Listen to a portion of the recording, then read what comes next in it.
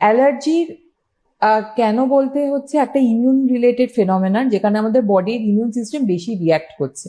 এটা কেন এক্স্যাক্টলি তার কজ এখনো খুব ভালোভাবে জানা যায়নি, কিন্তু এটা দেখা গেছে যে আমাদের বডির নিজস্ব যে ইমিউন সিস্টেম আছে তার দুটো টাইপের সেল আছে, একটাকে বলে বি সেল, একটাকে বলে হচ্ছে টি সেল। এটা হচ্ছে সেল মিডিয়েট ইমিউনিটি। আরেকটা আছে যেগুলো হচ্ছে অ্যান্টিবডিজ তৈরি করে, সেটাকে বলে হচ্ছে অ্যান্টিবডি মিডিয়েটেড ইমিউনিটি।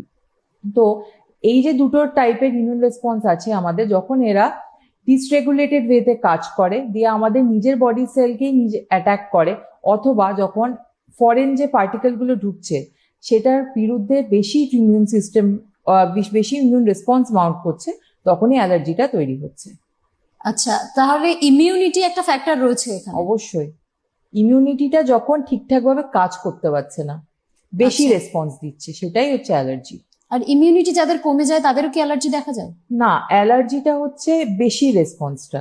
আচ্ছা, যাদের কম থাকে তাদের তো ইমিউনিটি ঠিক করে কাজই করতে পারে না, তাদের ক্ষেত্রে যেটা হয় সেটাকে আমরা অ্যালার্জি বলবো না, তাদের ইনফেকশন বেশি হয় যদি ইমিউনিটি কাজ বেশি করতে পারছে না। আচ্ছা।